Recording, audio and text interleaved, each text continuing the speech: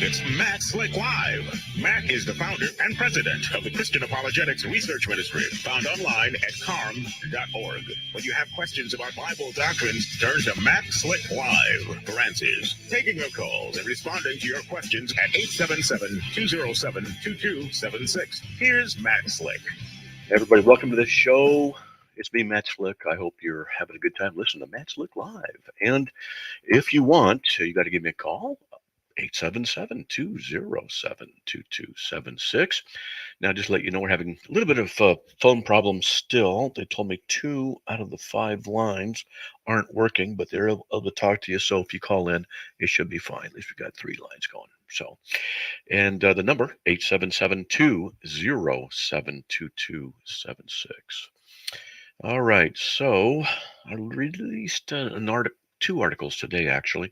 One analyzing the debate, and the other, I think it was last week that someone asked me the question on the radio. I thought, oh, that's a good question. I'm gonna write an article on it, and I did. And it was the question: can God create someone equal to Himself? And the answer is no. And I wrote an article in response to that, and that's leading me to another article that I'm going to be writing. This is no big deal. Just a smaller one. Was Jesus created as an equal to God? And that's another question that I thought might be worth getting into. So I'm writing an article on that. Maybe I'll finish it tonight or tomorrow, and we can blab. So there you go.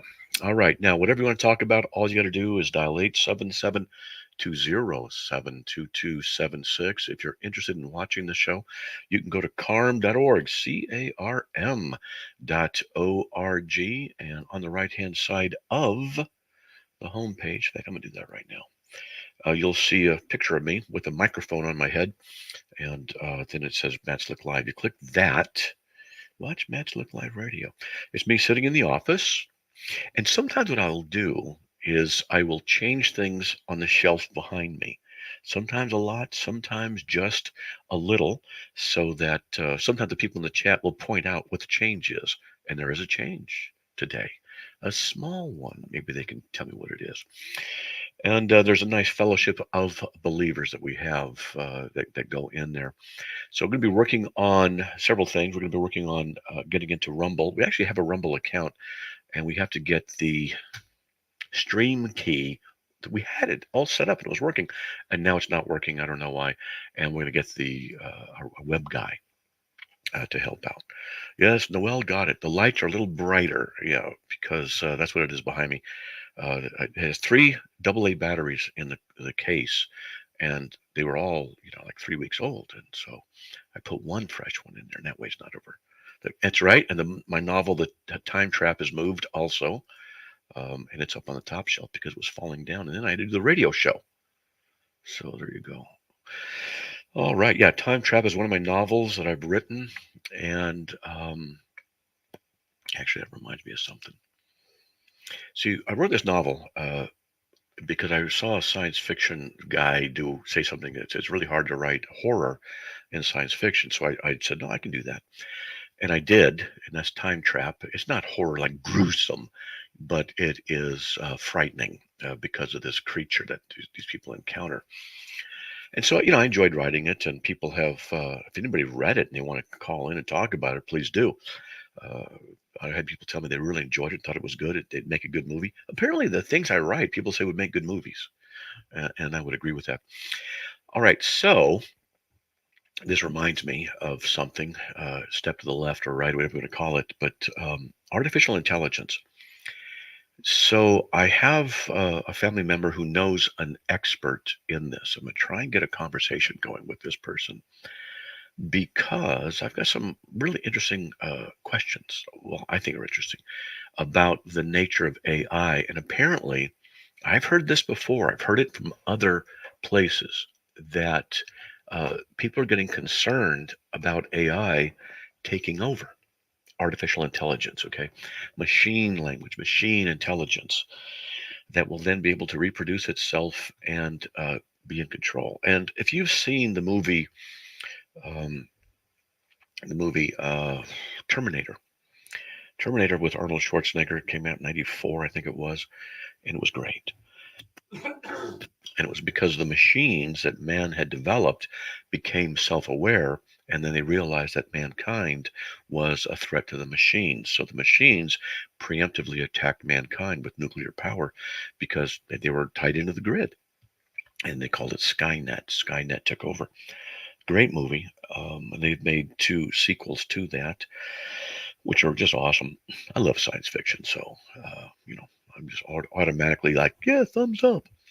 And so this theory, this idea of artificial intelligence taking over has been a common theme inside of science fiction. Isaac Asimov, an incredibly talented science fiction writer, he's passed away, but he wrote some novels dealing with this, and he put in the 3 laws of robotics, where uh, that the machines, robots cannot disobey a command from. I'm loosely translating it. Cannot disobey an order from a human, or they must obey all. They must protect all human life. Must obey all humans, but they can't obey a human if it's going to cost anybody else their life. This kind of stuff. And then he wrote another novel dealing with the flaws in that and how machines can work around that kind of a thing. And it was interesting. Maybe I'll pick it up again and read it sometime. So I'm interested in the AI thing because, theologically, what I'm interested in is the copycat of Satan. And so their theories. One of the theories about dinosaurs, just a theory, just throwing it out, is that it was an attempt by the devil to create uh, different life forms, but he didn't create them out of nothing, but he modified them, the dinosaurs. This is one of the theories I remember reading about years ago. I have no idea if it's true or not, whatever. And so, the point is that the devil likes to imitate. And the devil, the false prophet, and the beast is like a pseudo trinity spoken of in Revelation. And then there's the resurrection of Christ. Well, there's supposed to be a resurrection of the Antichrist. The Antichrist, or the beast, whatever you want to call, he's going to have a head wound, and looks like he'll be dead and then rise from the dead. And people will be uh, amazed. So there are imitations that the enemy gives. So I can't help but wonder. I mean, I'm just thinking out loud. Make a good science fiction novel where the enemy is trying to produce artificial intelligence, artificial life through people. I don't know. I'm just so anyway. I want to talk about this with somebody, not that particular thing, but about the extent of the AI and what's happening. And my relative has stated that the person my relative knows about this is very concerned. They do artificial intelligence security and is really worried that in 10 years or so it's going to hit the fan and it's going to be bad, that these things could take over. And I'm like, oh man, it's like Skynet, so I'm smiling when I'm saying it, and you never know what's really going to happen, but I'm interested in that kind of a topic. I think it's interesting. I think it's cool. I love that kind of stuff.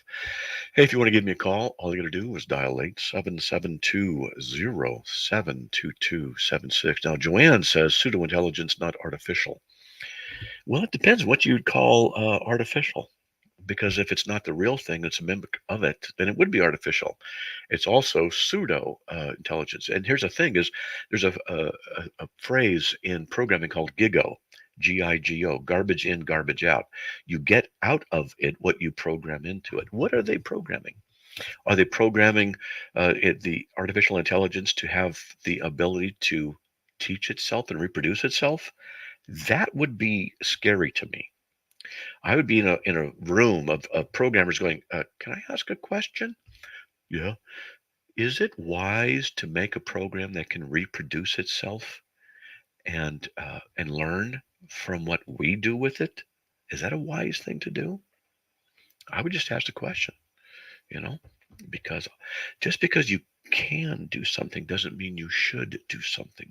The thing about knowledge is it has responsibility with it. Hey, Keith, he's listening, I'm sure. We've had a couple calls come in, then they've dropped off. If you could fill me in, is that a phone problem issue? And he'll we call it the stack. He'll type it out and he'll answer hopefully. what's going on. We're having phone problems because we got calls coming in, but they're not staying. So I don't know if it's just they're asking different questions or if it's not for me or whatever. So so Bill says imaginary intelligence is Joe Biden. That reminds me of another thing. I was listening to Newsmax today. Newsmax. And one of the commentators made a comment like, whoa, that's a good point. It says there is no Democrat and Republican parties. There's no differentiation. There's just different degrees of the Democratic Party. And I thought that was really good because I just went, yeah, that's true. And he went on to talk about what the Republicans are doing. They're doing the same thing the Democrats are doing. They're, rhinos. So there's just different levels. Now, here's something to think about too. The Democrats are in control of the leftist Democratic Party is in control of the media, the news media, the social media areas, except for Twitter now, and schools. What do you think is going to happen? I tell you, what's going to happen is it's going to get bad. It's going to get bad. But I also know that God doesn't let these things happen without a reason. And what we can be doing is asking God, how can you prepare me? What would you prepare me for in order to be used to prepare your kingdom and increase your kingdom? Let's see. It says he's unable to actually talk to the callers. Try to take them off of hold, but the button won't work. Well, how about this? Just put them on hold, and I'll just take it from there and just see what happens. That's what we did on Friday. You just said, okay, there it is, and then I just get on the phone. So let's just give that a try right now. We got callers coming in. We got one on hold. So let's see how this works.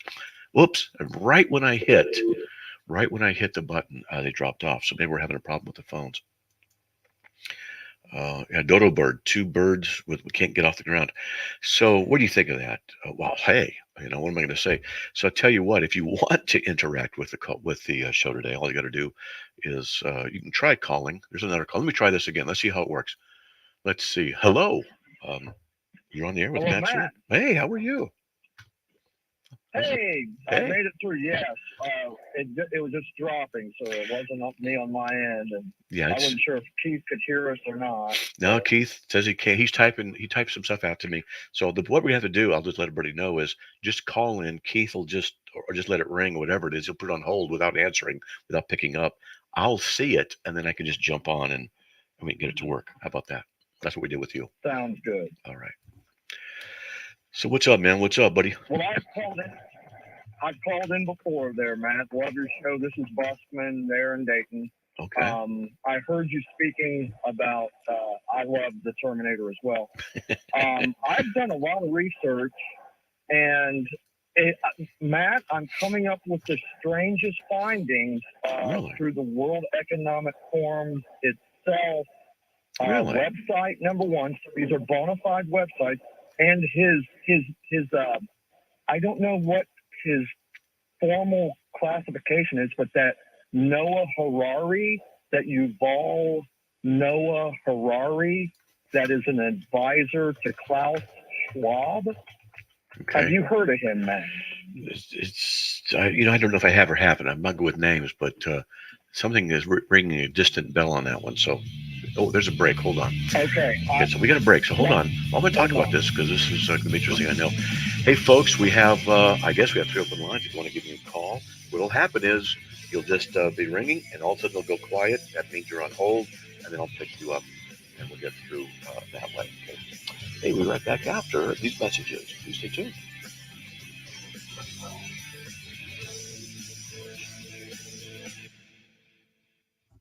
I taught for 20 years until I started forgetting my lectures.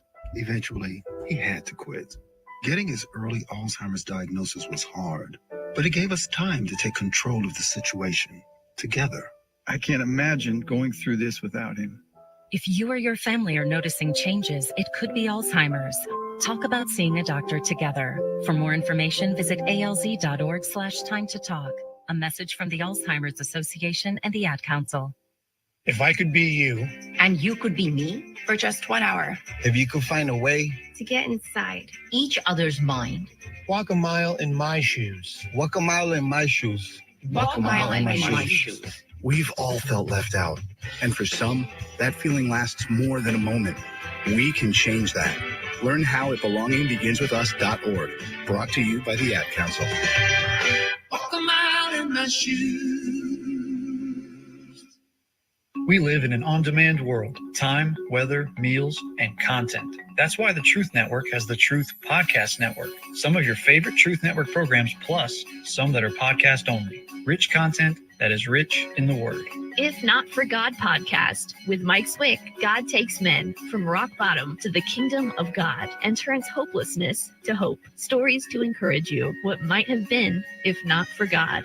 If Not For God podcast with Mike Swick at truthnetwork.com. My husband, Alex Hussey, was hit by an IED in Afghanistan. I was playing man on foot patrol and I stepped on the bomb. Lost the legs from the left hand in an explosion. And he suffered a severe traumatic brain injury. As America's veterans face challenges, DAV is there. There are so many mountains to climb, and we do it together. With the right support, more veterans can reach victories, great and small. Seeing Alex learning how to snow ski, that's life-changing. DAV provides a lifetime of support to veterans of every generation, helping more than 1 million veterans each year. Alex did it. He skied down this mountain. That's something he won't forget. With the right support, there are no limits. To see him on that slope and smiling like that, we'll be taking this home. This has meant so much. Thank you, DAV. Alex Hussey, thank you for your service. Support more victories for veterans. Go to DAV.org. There are places with people in this world that are without any hope. That is, until Mercy Ships arrives. Mercy Ships is a place restoring sight to the blind, help to the outcast, and love to the brokenhearted. Mercy Ships brings love to the lost and forgotten. To learn more, it's Matt Slick Live, taking your calls at 877-207-2276. Here's Matt Slick. All right, everybody, welcome back to the show. As you know, we're having phone problems. I think we lost that guy who was on the air. I'm going to just see if it's the same person or somebody different. Hello, you're on the air. Hello, no, this is Westman again today. Now I kept hitting the redial, man. That's all right. Thanks, man. All right, buddy. So where were we? You're talking about Noah Harari. Okay. Yes, have you heard of him? No, I don't recall. But somebody says I have. But anyway, it doesn't matter. Yes. Well, please do some research. I love how you're a scholar and you research things. You're a very good Berean when it comes to things, Matt. And one of the reasons I wanted to call you was I want Matt Slick's take on Yuval, Y-U-V-A-L, Yuval, Noah, like Noah who built the ark, Harari. I want to say it's H-A-R-R-E-R-I. Yeah, I'm looking at it. If he was to go that, yeah. He's the advisor to Klaus Schwab. And you need to hear some of this man's interviews and dialogue. Okay. And they're all over the internet. And I'll tell you what, Matt, this guy is either a bona fide psycho or he is a mastermind, absolute genius in how to infect people's minds. He wrote a book, Matt, that President Obama just loved, just touted and touted. Elon Musk was a big fan of his book as well. Please don't ask me the name of the book, but I do know that Harari wrote a book that President Barack Obama just doted all over, as did Elon Musk. So you need to hear this man. You need to see, he's a Jew, a Jewish man who is homosexual, but extremely intelligent and very influential. Yuval Noah Harari, the advisor to Klaus Schwab, the CEO of the World Economic Forum. Look at this. I'm reading a little bit from what his site. one of the books. Humans conquered the world thanks to their unique ability to believe in collective myths about gods, money, equality, and freedom, as described in *Sapiens: A Brief History of Mankind*, and *Homo Deus*. Now that Homo sapien, but Deus is God. That's the, I think, Latin. Deus is God? Okay. Deus, Okay. yeah. And he looks at the future and explores how global power might shift as the principal force of evolution, natural selection, is replaced by intelligent design. What will happen to democracy when Google and Facebook come to know our likes and our political preferences better than we know them ourselves? What will happen to the welfare state when computers push humans out of the job market and create a massive new useless class? How might Islam handle genetic engineering?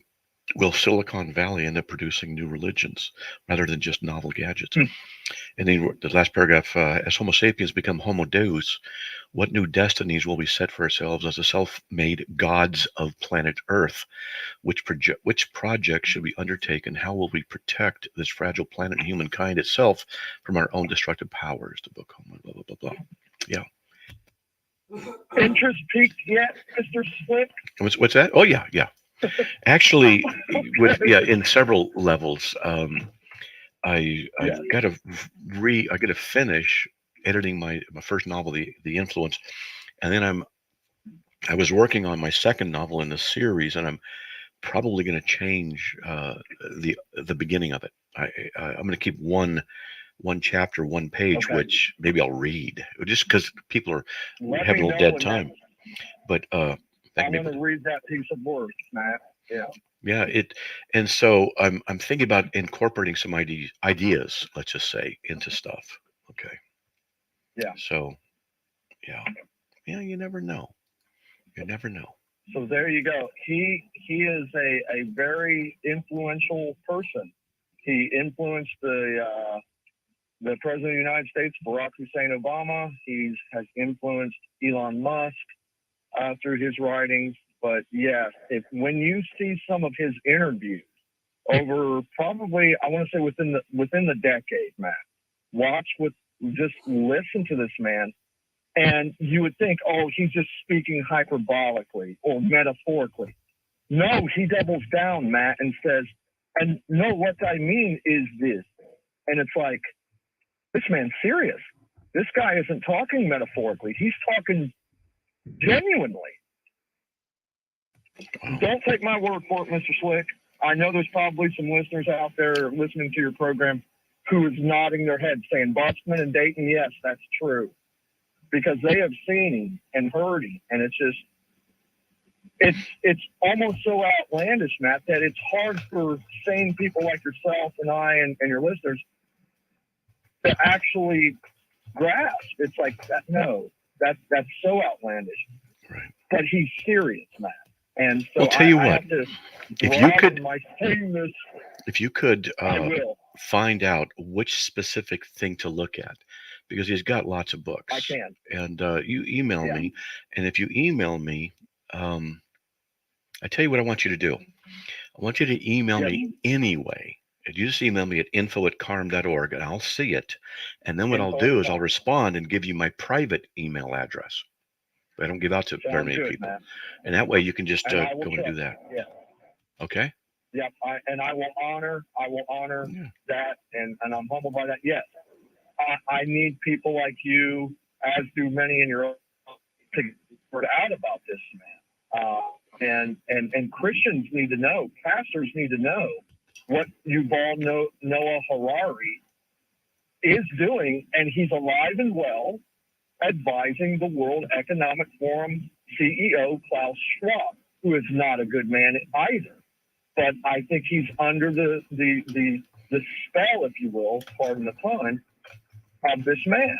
And yeah, do a little research, Mr. Slick, and I would love to converse with you either on the air or privately, however. But when I found him, Matt, I was like, Lord, people need to know about this man. Yeah, I've got some things I don't want to talk about over the radio because I don't want to scare the bejeebers out of people. But I've been actually kind of off and on studying stuff and being aware of stuff from the 1980s. There's stuff going on. Wow. And yeah, there's stuff. There's been stuff. I remember reading and hearing and stuff from esoteric sources that go in and talk about things. And there's been something in the works for over 40 years. So, yeah, this is no joke. So if what I might send you might be redundant, but praise God, Matt, because we, as Paul said in 2 Corinthians chapter 2, we know the wiles of the devil. And he is not a godly man. I'll just say that. Yuval Noah Harari is not a Jesus-loving, godly man. He speaks of God. He speaks of Jesus. Okay, check it out. He is not. Okay. Yes, I'll send him. All right, info at CARM.org. That's right, info at CARM.org. God bless. Thanks, all right. Hey, folks, we have wide open lines. If you want to give me a call, 877-207-2276. Remember, you won't hear anybody. You'll just be put on hold, and then I'll pick up. So God bless. We'll be right back after these messages.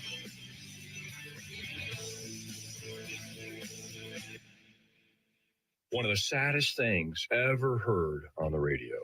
True Commentary with Stu Epperson, author of the book, First Words of Jesus. Friends, my heart is broken, and thousands of Americans are shocked as they tuned into NPR, National Public Radio, only to hear an actual abortion played back that had been recorded on NPR of a little child being killed with a full DNA code, a child that's fearfully and wonderfully made, that had zero choice, that has no reproductive rights, apparently now dead. How have we stooped to this level? The prophet Isaiah said in Isaiah 5, woe are they that call evil good. I hope you'll take your broken heart and do something. Be active for the unborn. Reach out to politicians and pastors that are pro-life and make your voice heard, because their voice is being cut out and killed, even on National Public Radio. How tragic. True Commentary with Stu Epperson, author of the book, First Words of Jesus. Available now in bookstores, or go online to firstwordsofjesus.com. Hi, I'm Fuad Rivas. I'm a home builder, and I have a question for all of you out there who are building your dream home. Are you making plans so your home will have healthier indoor air?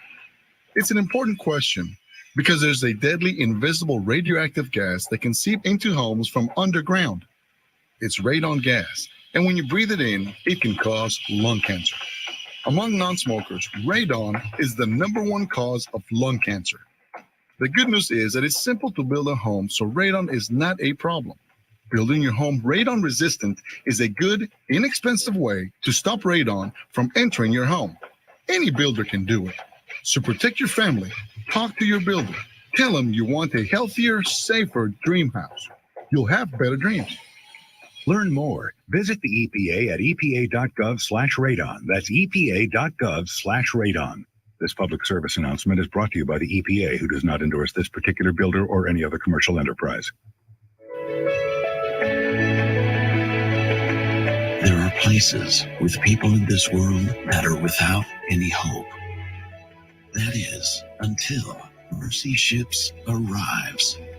Mercy Ships is a place restoring sight to the blind, healing to the deformed, acceptance and help to the outcast, and love to the brokenhearted. And many times you can almost see the life coming back into them. Can't beat that. Mercy Ships is the largest floating civilian hospital in the world, staffed with some of the most skilled volunteer medical professionals and crew. Mercy Ships brings hope, healing, and love to the lost and forgotten in the world.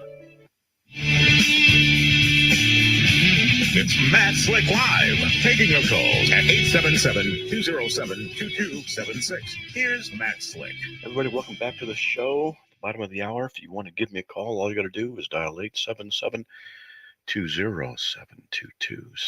We're still having phone problems from Friday, and so we're working around it. And if you call, you won't hear anybody pick up. You'll just hear it kind of stop ringing, and then I'll pick up and you'll be on the air. So that's different than how it normally is working, but they'll be working on it to get it right. And this kind of stuff happens. So there you go with that. If you want to give me a call, 8772-072276. I'm entertaining the idea of reading one chapter out of my second novel in the series, but I don't know if I'm going to, because it's kind of scary, and I don't want to scare any kids because this it's only 467 words, but so I've had we're going to reboot the stack at the break. Okay, good. So I hope he did. So maybe it'll work now. So try this. Try giving this a call. Let's see if that works. 877-207-2276.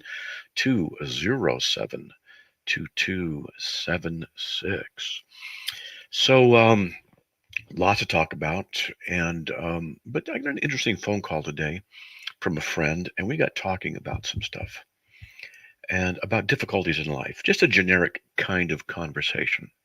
And I started thinking about stuff and the things that we go through in life. And one of the things that I've noticed, at least in my own life and in the lives of others. Now, granted, I'm almost 66 years old.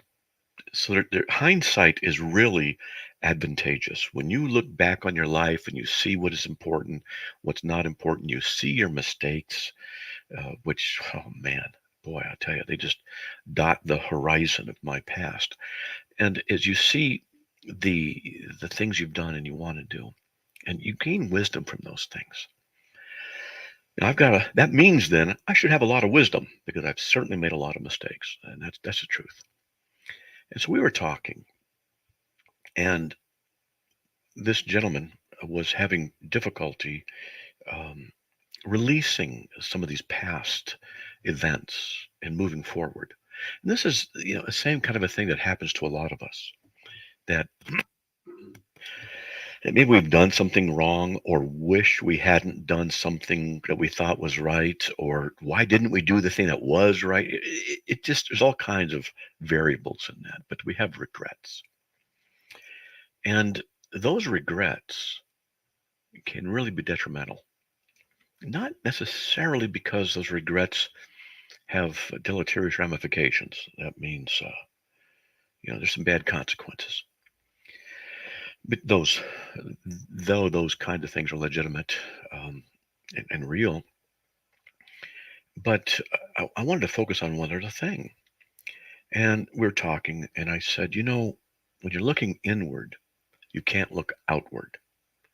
And when you're looking down, you can't look up. When you're looking backwards, you can't look forward. And what I meant was, you can only look at one thing at a time.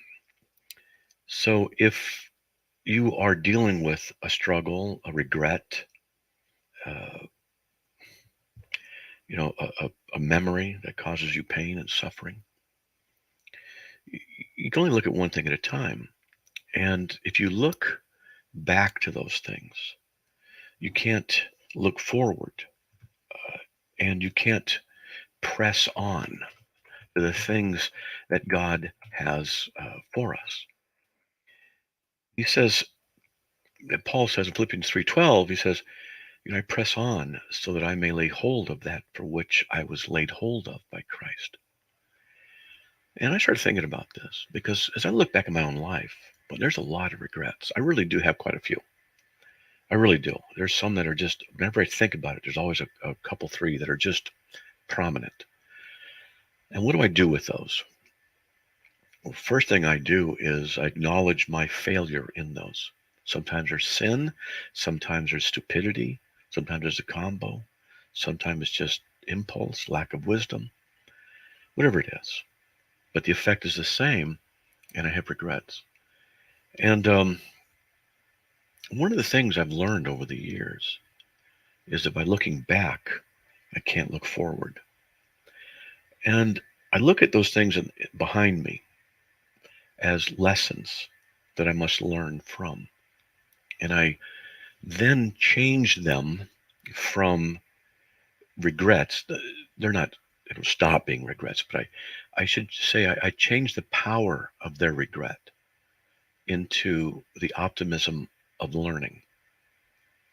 If I were to deal only with those regrets, those past events, and look to them alone and judge myself on those, or beat myself up over those continuously, then I'm looking back. And I'm not pressing forward, as Philippians 3:12 says, that I might lay hold of that for which I was also laid hold of by Christ Jesus. And so in Philippians 3:12, I look at this and I think about it. Everything that occurs, God has allowed to occur. Even our deliberate failures, our rebellions, our sins, our fornications and adulteries, our sorceries, our pride and our arrogance, our stupidity, our stubbornness, the things that have injured ourselves and others. And if I were to dwell on those, then I have to be careful, because I don't want to dwell on them to such a degree that they become idols. See, an idol in this case would be something that I look to that has power over me, that I have to submit my heart and soul to work through and get its permission to progress forward. And I'm not going to do that. Yeah, I've got mistakes I think of. I've got regrets that I have. And I ask, Lord, what can I learn from them that I might bring glory to you? What can I learn from them that would change me, that I can be used by you to further your kingdom? See, what I'm doing is relying on the grace of God, that he's not surprised by my failures or yours, and that through them, he has the ability to work miraculous things. Too many of us hold on to the past and drag the past along with us as we move forward. Sometimes we do it to think that we're not worthy, or we're not, but we want to have a reminder of our failures because we identify with those failures. And by identifying with their failures, we have a kind of sinful comfort, because we're looking to those things and the familiarity even of our pain and regret that are now habitual. And we look to those things instead of to Christ. But to look to Christ means to do so by faith. To do that means you turn 180. You turn from looking back to looking forward. And you don't forget the past because it has lessons for you. But you give it to Christ, and you yank that chain from behind. You yank it up forward in front of you at the cross. Let it fall there and bow your head, and then walk past it. And you walk past it with Christ. And then we move forward. And this is what I was thinking today. This is what I've thought over the years, these things, as we develop means of dealing with our failures in our past. Philippians 3:12 again, I press on so that I may lay hold of that for which I was laid hold of by Christ. And what is it that we as Christians are laid hold of? For his glory, to be loved. And do you think that he was surprised by your failures, your sins? Of course not. And yet he loves you through them and in spite of them. And he can turn all of those things into good things. That's if we knock that idol of our past, those individual things, we knock them down and keep our eyes on Jesus and say, I don't know how, but I know you can fix it. I don't know how, but you can make it better. I don't know how, but you can use it for your glory. And you say, Lord, you've allowed me to go through this, to be shaped, to be taught, to be disciplined, to be pruned, maybe to be fixed. And I acknowledge that because I'm a sinner. And I know I'll make more mistakes, but may I make less of them by seeking your will and learn from the past. And when you do this way, you can let go of the past and you can have hope in the future because it lays in the person and work of Christ, who's never been surprised by your failures or your sin or your rebellion, your bad choices. None of it. Because his love for you is that great, perfect, long-suffering, and his knowledge of you is so complete that he knows you better than yourself, and he's able to work through you in spite of you. And he loves you not because of you, but because of him. He's not surprised. Now give it all to him and look forward, not backward. Look outward, not inward. That's what you got to do. Move towards Christ. Hey, we have 5 open lines. Give me a call, 877-207-2276. We'll be right back. We're going after these messages.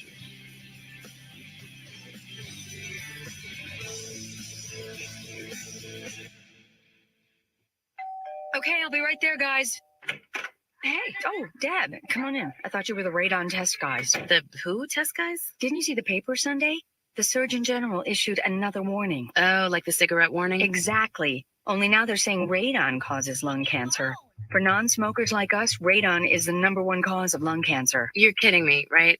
I have a smoke-free home and my family can still get cancer from radon? Yep. That's why the Surgeon General says every home should be tested for radon. But I don't smell any radon in my house. No, nobody can smell radon. It's odorless, colorless, and tasteless. It just comes up from underground and seeps into your house. Oh, great. No, hey, it's no big deal. Even if they find high levels of radon, it can easily be fixed. My brother just had his house fixed. Now that's the radon test guys. So how did you find them? First, you go to the EPA website. Learn more. Visit the EPA at epa.gov/radon. That's epa.gov/radon. Mommy, I'll get it. Oh, I'll be right there. Me too. The mission of Paralyzed Veterans of America is clear. Accessibility. Veterans who have served and sacrificed the best of themselves deserve access to the best our country has to offer. Access to meaningful employment. Access to the veterans' benefits they've earned. Accessible homes and vehicles. And access to every part of their communities. With PVA staff working inside VA hospitals, no other veterans organization has provided more real-time, ongoing support for paralyzed veterans and their families. PVA is proud to serve veterans across all branches, all generations, in all conflicts. Our nation's heroes fought for your independence. Join PVA in fighting for theirs at pva.org. One of the saddest things ever heard on the radio. True Commentary with Stu Epperson, author of the book, First Words of Jesus. Friends, my heart is broken, and thousands of Americans are shocked as they tune into NPR, National Public Radio, only to hear an actual abortion played back that had been recorded on NPR of a little child being killed with a full DNA code, a child that's fearfully and wonderfully made, that had zero choice, that has no reproductive rights, apparently now dead. How have we stooped to this level? The prophet Isaiah said in Isaiah 5, woe are they that call evil good. I hope you'll take your broken heart and do something. Be active for the unborn. Reach out to politicians and pastors that are pro-life and make your voice heard, because their voice is being cut out and killed, even on National Public Radio. How tragic. True Commentary with Stu Epperson, author of the book, First Words of Jesus. Available now. It's Matt Slick Live, taking your calls at 877-207-2276. Here's Matt Slick. All right, everybody, welcome back to the show. So I had to reboot my stack, and then I see the 2 callers came in, so there was a disconnection and a problem, so I rebooted that during the break, so we'll get to them in a second. Just want to let you know that we stay on the air by your support. If you'd be so kind as to consider supporting us, all you have to do is go to CARM.org, CARM.org in the right-hand side, or I'll actually just go to /donate. That's all. Just CARM.org /donate, and you can help us out. We ask $5 a month. We do need it, and that helps us stay on the air. So if you like what you're hearing, then please consider supporting us. And if you don't like, well, okay. All right, let's try this. Hey, you are on the air with Matt Slick. You there? Look, are you there? Hey, Matt. Hi. Okay. What do you got? Hey, that was very inspiring. Last 15 minutes, that was me. Very humble, very good. Oh, praise God, man. So I just kind of want to comment about the AI, okay, artificial intelligence. Sure. There's kind of, there's a lot of great books out there, a lot of very big minds out there that they're not that worried. It's not going to be the iRobot or the Terminator type thing. It's, AI is not close. I mean, it's made great strides. It's doing great things in the medical industry. It's doing excellent things in the transportation and delivery. Mm-hmm. It is actually, it's taken some jobs, but obviously it's creating other jobs too. But it's not going to be the end all of humanity. I mean, and I don't see a path, and some of the big minds that I've been reading, they don't see a path where an artificial intelligence, there's something like a deep blue, could ever even come up with its own axiom. It can't write a Shakespeare play. It can't write a symphony. It's not even close to. It can't even get there. There's no way that it can get there, just because of the nature of what it takes to code artificial intelligence. Right. Well, you never know, and from what I understand, I've gotten a lot of information, but there is a natural-born limit to what it can do. Now, the thing is, they write algorithms, and then can they imitate sentience just by programming? And then if it's an imitation of sentience, then can it then reproduce? Because one of the things that I know that they're working on is programs that can write programs about themselves to improve their own thinking. And that's what's scaring me, is because if that becomes, I don't know what the right word is, there's a breaking point, but it's a negative, a certain level when it becomes self-perpetuating, then that's, like I said, GIGO, garbage in, garbage out. If that's the case, and what if the ones who programmed it were leftist moron wackos, or what if they were atheists, or what if they were commies, or whatever? I don't know. And they put this stuff into the system. Who knows? Right. Yeah, well, I mean, you raise a good point. I think in the last year or maybe 2 years, maybe you've heard about it, but there were 2 AI bots that were out there, and they put them, I guess, face to face, and let the bots just chat with themselves. And they came up with their own unintelligible communication. And after, I don't know how long it was, but several weeks, they just pulled the plug on it because they were communicating with themselves under some guise that humans would not have, they just didn't understand. Now, they're still studying it. They're saying, well, how can they understand, how do they communicate? What was the communication? What could it be about? But, I mean, that's the oddity of this whole thing with AI. Well, different minds would have different language structures. It's just a logical axiom, I would think. And if you're going to have a binary set system of thought, then it's right or wrong. It's absolutes. You have to program into it a bit of ambiguity. That's one of the things that we have is ambiguity and intuition. So if they're going to program with either or situations, because that's always how it's going to have to be. There is no intuition ability in it. So it's almost as though that would have to be written in there is a bit of illogic, so that a form of intuition could be imitated, if that makes sense. Yeah, no, it does. It does. Thanks, Matt. I will. I'm going to leave you with this so you can get to the other caller. That it's kind of good to see Nancy has a retirement party coming along, and hopefully we can have a little larger margin in the house. But just having the gavel in the house is definitely good. Yeah, well, there's an example of artificial intelligence. So yeah. Mm-hmm. All right, God bless, Matt. You too, man. God bless. Hey, we have a couple open lines if you want to give me a call. 877-207-2276. We have somebody waiting online, and you're on the air with Matt Slick. Yeah, good evening. Good evening. This is Claudius. Welcome back. All right. So what have you got? My question is, where is Lucifer or Satan right now? Is he in heaven or on earth? It looks like it said, the Bible says he walks around prowling as a devil, seeing who he can deceive. 1 Peter 5:8. Be of sober spirit, be on the alert. Your adversary, the devil, prowls around like a roaring lion, seeking someone to devour. In order to do that, he has to be here on earth, able to do that. So, at the very least, we could say, yeah, he's present here on earth. Okay. Because I was thinking that when Lucifer disobeyed God, it was thrown away from heaven, and it comes down with about 1/4 of the angels followed him. A third. But I was reading Revelation 12:9. Okay. And I find out that that has not happened. These are things that got to happen in the future.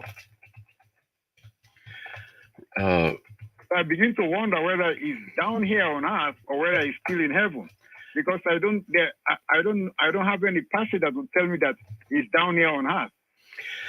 Well, it's just a simple issue of logic. Okay, so if the Bible says, like it does in 1 Peter 5:8, be of sober spirit, be on the alert. Your adversary, the devil, prowls around like a roaring lion, seeking someone to devour. So that means he has to be around here to do that. It's simple. Now, you mentioned the verse in Revelation. What verse is that? Revelation 12:9. And that says, and a great dragon was thrown down, the serpent of old, who is called the devil and Satan, who deceives the whole world. He was thrown down to the earth, and his angels were thrown down with him. Now, so there's different ways of harmonizing these, and one of them could be that is descriptive of things before the fall, or at the fall, or right after the fall. That's one possibility. The other possibility is that what it's talking about is a different condition, that Satan is able to move between heaven and earth, because it does seem to talk about that in the book of Job. And then what's happening is that he's thrown down, no longer has access to heaven. That's one possibility in that. He's thrown down to the earth. The angels were thrown down with him, that they don't have access in heaven anymore, in the spiritual realm. It could be that since the Bible talks about 3 levels of the heavens, where the first level is where the air is, the clouds. The second is the stars and the moon, things like that, and the sun. And the third is the dwelling place of God. So maybe there's something dealing with this, in the sense that the angelic realm is then thrown down to the first level, to where we specifically dwell, and they're restricted to that. I mean, these are all just logical possibilities. It doesn't mean that they're all true. It just means these are ranges of options that could be the case. Okay? Because verse 10 says so that calls him the accuser of our brethren. Mm-hmm. Yes. And it seems as if he's still in heaven. Well, he doesn't have to be in heaven to be accuser. He can be an accuser here on earth. In my novel, The Influence, I wrote, I never have the devil appear, but I have principalities and powers appear, and they're lesser than him, of course. And I have them being accusers and saying things, and also lying in order to bolster someone's sin. As they, in the novel, there's just, it's called literary license. I have them whispering into people's ears, and there's people that can't see them, but they're aware of the thoughts. That's just a literary license in a fiction novel. So the idea here is that they accuse, and they will mix truth of guilt and past things with the future and the present, in order to bring about what they desire in their evil intentions. At any rate, so this is one possibility for Revelation 12:10. Okay. Is there any possibility that this is something going to happen during the tribulation? When you say possibility, because I'm not as well versed in Revelation 12 related to the tribulation period, I can't say yes or no. But I would say, from what I understand, I think that's a certain possibility. It could also be that he's already been thrown down. If you think about what's happening in the world, there's a great deal of deception going on. There is a lot of division, a lot of racism, the rise of communism, the rise of atheism, the rise of Islam, the attacks on Christians. Christians are being attacked all over the place, and our news media doesn't cover it. I have feet on the ground in Nigeria, for example, and they're telling me what's happening. Christians are being killed, and their churches burned down by Muslims. This is not spoken about on our news media, but it's horrendous what's happening. And I have people telling me this on a regular basis. I've even been shown film from phones that they've sent me of what's happening there and the violence. But at any rate, so, and this should be on national news, but it's not, because the Christians are the ones who are being attacked and killed. So this kind of thing is happening all over the world. In fact, a lot of people don't know this, but more Christians died for their faith in the 20th century than all of history combined. So when did Satan get loose, or when was he cast down? I can't tell you exactly. Some people say at the beginning of the tribulation. Some say sometime before the tribulation, in order to bring the tribulation period about. I just don't know. Okay. Wish I did. I think I'd write a book instead of Left Behind. I'd write it still here. Go ahead. Sorry. Would I be right to say Satan is omnipresent? No. Everywhere? No. He's localized. He does not have the qualities and attributes of God. He is only one place at a time. He has dominion over forces. Why I asked that, you just said what's happening in Nigeria and other places, and demons and crime and everything. So is it tempting everybody being tempted and to do wrong in so many areas, so many countries? You know. Mm-hmm. I was wondering whether he's omnipresent. No, he's not. But there's lots of angelic forces that have fallen that are doing evil and doing his will. Hey, there we go. We got to go because there's the music. So call back tomorrow. We talk about demonology and things like that. Okay? Got to go, brother. Thanks for calling. Hey, folks, a little trouble with the lines, but hey, you know what? We just worked through it. The Lord bless you by His grace. We're back on here tomorrow. If the phones work, and we'll talk again. Have a great evening, everyone. God bless. Bye.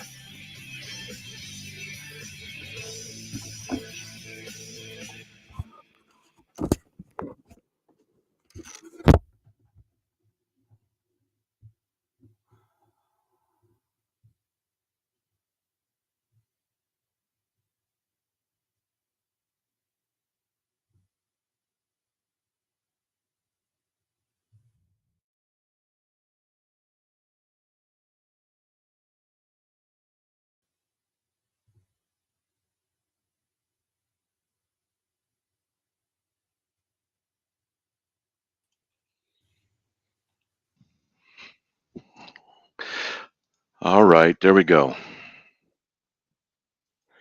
So you mentioned you mentioned you got a T-shirt in the mail over the weekend. How come you're not wearing it? Because it's downstairs, and I haven't put it on yet.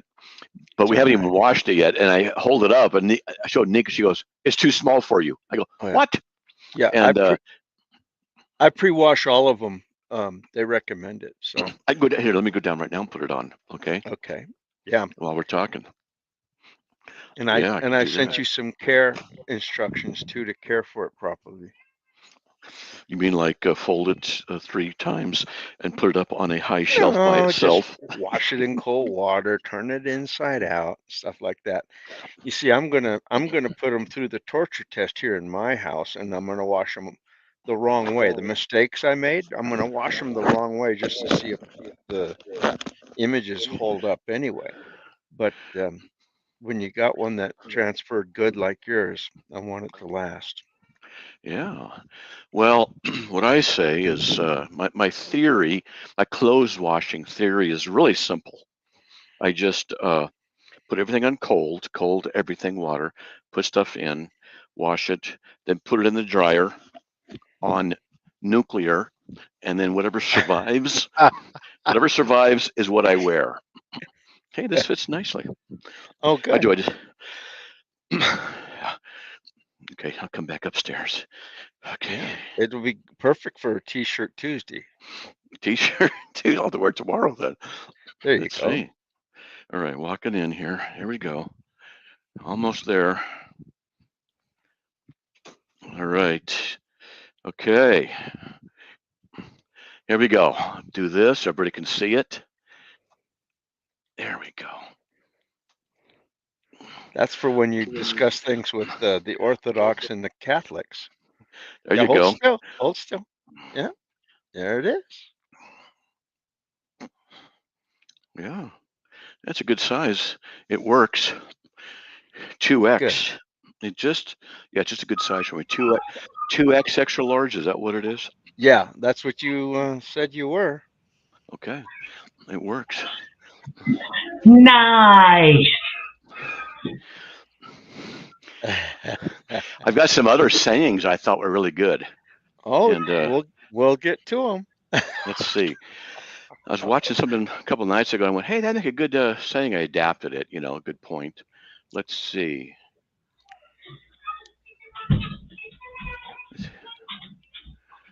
Okay, wait. Come on. Let me look at my phone. Let's see what people think of these ideas. Let's see. Okay. All right. Oh, how about this?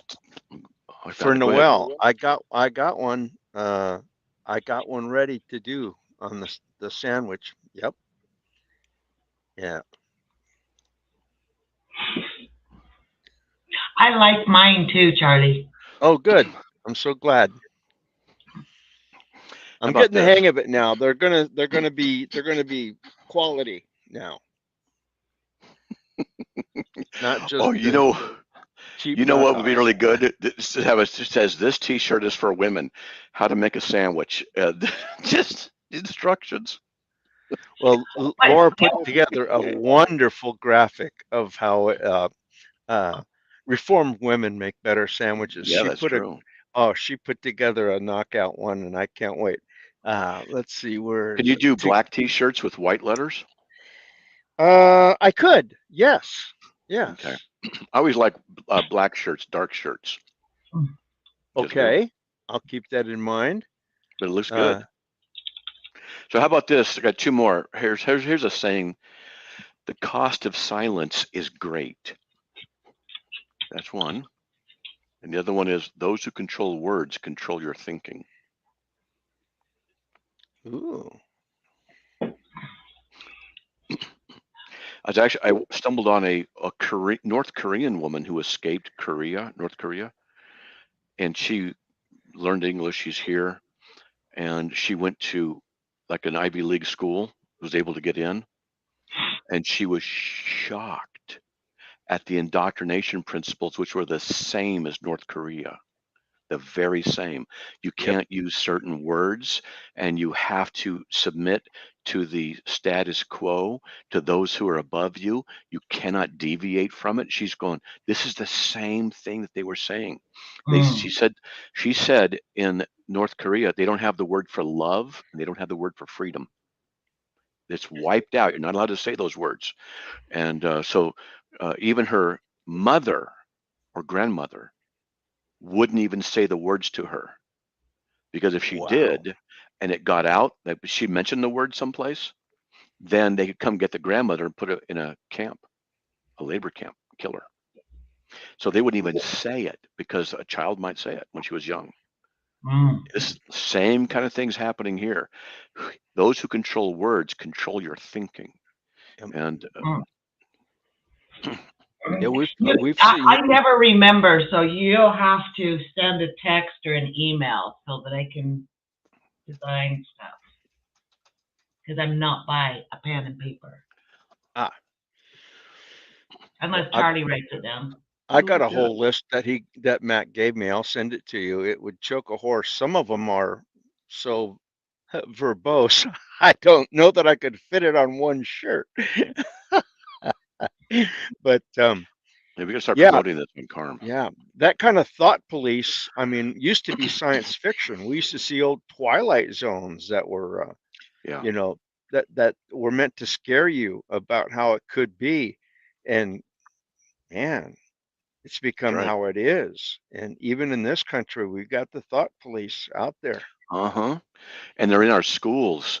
And she said also, she said that the thing that they are talking about in she said in all the classes that she was taking, all the classes is white men are the problem. Get rid of the white men. White men are the problem. They're the ones who are the colonists, the enslavers. Get rid of white people. Yeah. And she said that was prominent. She was shocked. Yeah. They just fired a white guy here recently who was a sign language I saw that. interpreter for the Lion King play on Broadway. They Because said he's white. he can't because he's white, but there's no black characters in the show. It's all animals. And he can't It's even insane. sign for animals. Well, I mean, this is crazy. Yeah, but it originates of a story in Africa, so you got to have a black sign language interpreter. Wait a minute. That's racist. And deaf people can't hear the music anyway. I mean, so the guy's doing a service. It's insane. Good grief. Yeah, it's insanity. Gone off the edge. At this point, I'm like, you know what? If I had power, if I had influence, I'd say, we're done. All right, everybody. Lawsuits, sue the crap out of everybody about this stuff. Just go to court over everything you can. Do whatever you can. Here's a fund. Here's this. Here's that. We're done with this. Get these friggin' wackos out of the schools. Start defunding the colleges. Start defunding the universities. That's what needs to happen. They're in indoctrination camps against us. And what they want to do is destroy our Constitution and replace it with a socialist utopia. And she said, actually, it was really interesting. She said that what they're in the class, when they talk about socialism and how it fails, they just didn't do it right, but we will. And she was saying, but this is what they said before each time. It doesn't work. And they don't care. They hate America. They hate the Constitution. And it's because the commies have worked in our schools, got people infiltrated in places of indoctrination. And personally, if it doesn't stop and we don't push it all back, our country is done. There's either going to be a civil war or an economic collapse, and we'll be divided up by foreign countries and put under foreign rule. That's what I'm thinking. Well, as far as the sign language guy goes, I have a great many friends in the deaf community, and they are one community that knows what discrimination is. And I haven't talked to them since this story, but I predict there's going to be an uprising among them to say that this is ridiculous, because they're very sensitive to any class of people being discriminated against just because they've suffered it for so long. Yeah. In fact, Gallaudet College in Washington was the dean of the college for years and years and years and years, was always a hearing person. They go, hey, how about if we have a dean that's deaf? That's one of our community. And people thought that was unusual for them to want that. It's no. Don't you want to be represented by someone from your own culture? And the deaf community is a culture. Yeah. In fact, they posted some lists at Gallaudet University that showed people who were prone to genetically pass on deafness. And the hearing community thought, well, this is a service we're doing for them because they can avoid passing on deafness to their children. But the deaf community used it the other way. They wanted to have deaf kids. Don't you want to have a kid that's just like you? I mean, if you're white, you're going to have a white kid. If you're black, you're going to have a black kid. Well, the deaf culture, if you're going to be deaf, you want a deaf child born into the community. Those deaf children are like trophies in that culture that are born that way. I mean, the thinking is so backwards. In any time you start to try to do somebody favors on the basic of their cultural or their ethnic group, no, they'll do fine. They will do just fine. And you let people rise to their capabilities and you watch what'll happen. Everybody will benefit. Yeah.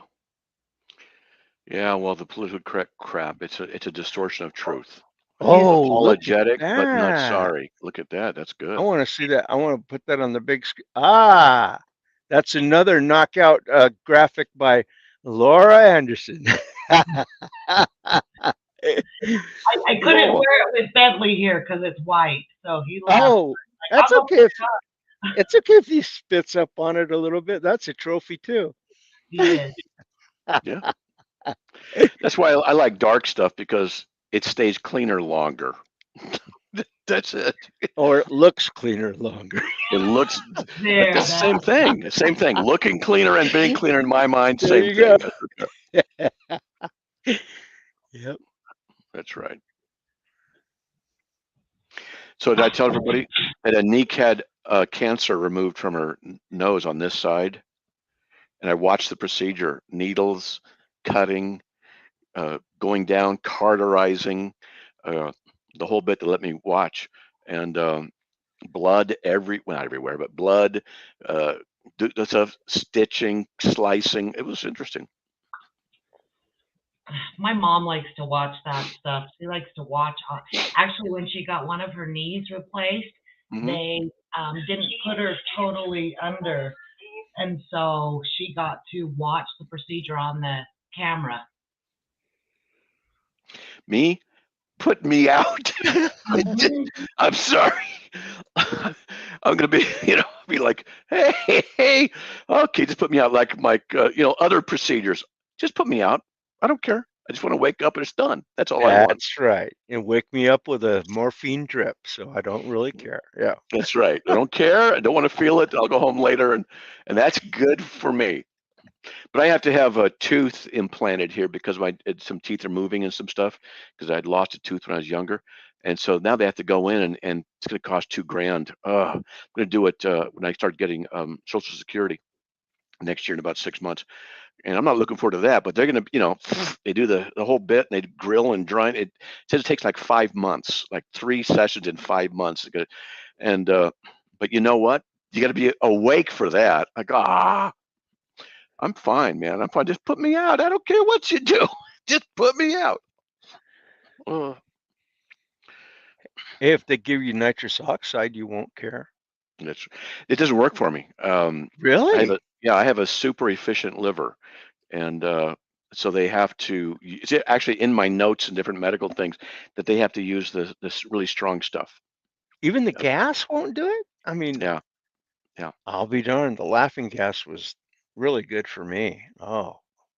Yeah. I didn't care what they did. But when I woke up, I went across the street to a liquor store and started picking up everything that had a glistening package on it and putting it in my pocket. And they said, they told Deb, don't worry, this happens a lot when people come off the gas and they walk over here and do strange things. Oh, really? They said that? Yeah, they knew what I was doing.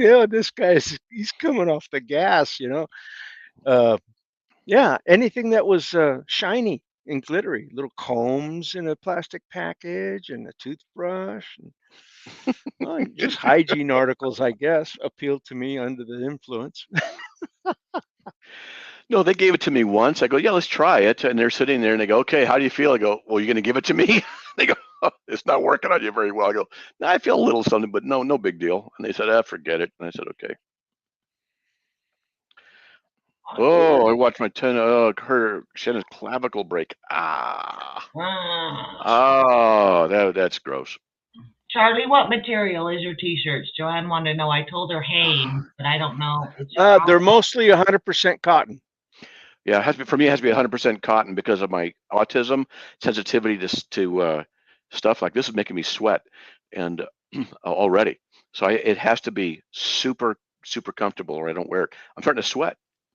Yep. The cotton shirts come from different companies, Gilland, George. I like the George. They seem to be spun nicely. The Hanes. I had a couple of Fruit of the Looms that I made mistakes on, but I get 100% cotton mostly. There's only a very few polyester ones that might be special order for people who happen to like that kind of stuff. Yeah, I don't know. I like 100% cotton, or I don't wear it. When Anique and I would go to shopping, she shirts for me a couple of years ago, not anymore. But she'd go, what about this one? The first thing I would do is take it through my fingers and feel the material. I go, nope. Yep. She just puts it away. Don't even waste time. I go like that, and she would find something. Go, this is soft. I go, oh, it is, and then from there we'd work. Oh, and Jimmy and Joanne, yeah, they're. Charlie has to wash them first before he can even put the stuff on it. Yeah, right? I wash them cold. and with no softener and no bleach, no soap, because they recommend that when they come fresh from the company, there's a preservative on them because they don't know how long they'll be stored somewhere. And they recommend washing that preservative off, so you get a better adhesion with the whatever you're using, the infused ink or the vinyl. And so I pre-washed them cold, but I don't know about shrinkage. If you did them hot and put them in a hot dryer or something, maybe they would shrink up. Well, I would just say if you're going to wash them anyway, put them into a hot dryer. They're not going to shrink anymore after that. That way, you know what sizes are in the long run, and you say, hey, these are already washed and heat shrunk. This is it. This is what you get. I think that's Actually, I washed Carrie's because Carrie wore his. He got the joined the CARM forces, and I've washed his and dried it, and it doesn't look like it shrunk any. So. Okay. Oh, good. Okay.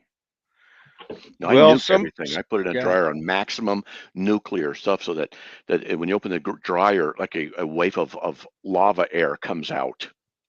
Yeah. Oh, well, I wouldn't recommend that. In fact, the care instructions I sent you say otherwise. So it goes in the dryer. I just do everything. It's just we have just no dryer. It's just on whatever it is. I think it's permanent press, or I think it is. You just put it on that. It's hot. You have to let it cool down before you can touch it. That's it. Whatever.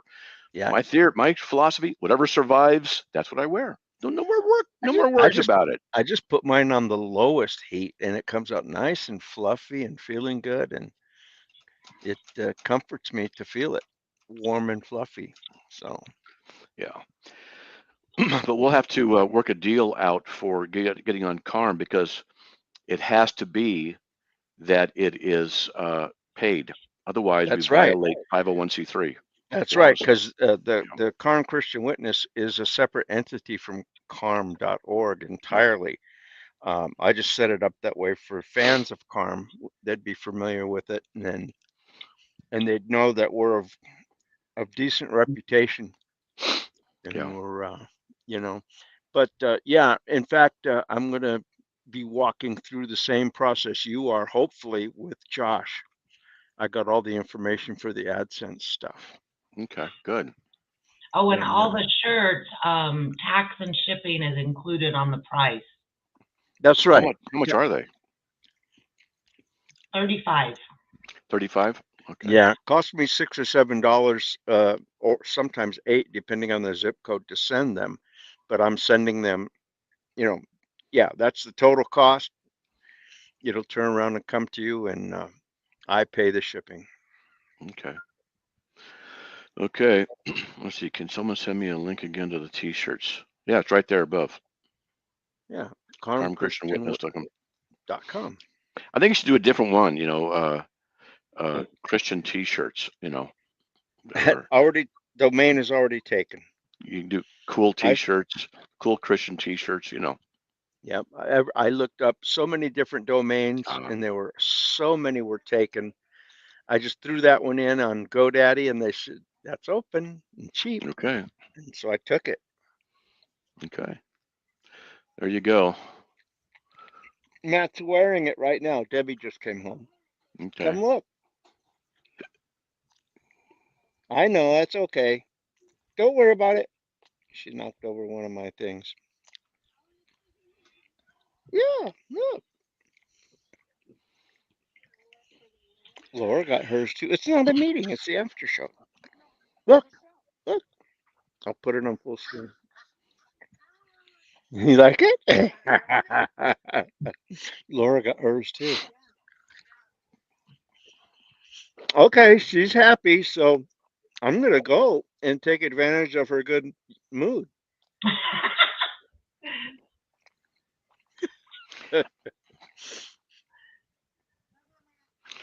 All right, I'm going to get going too here.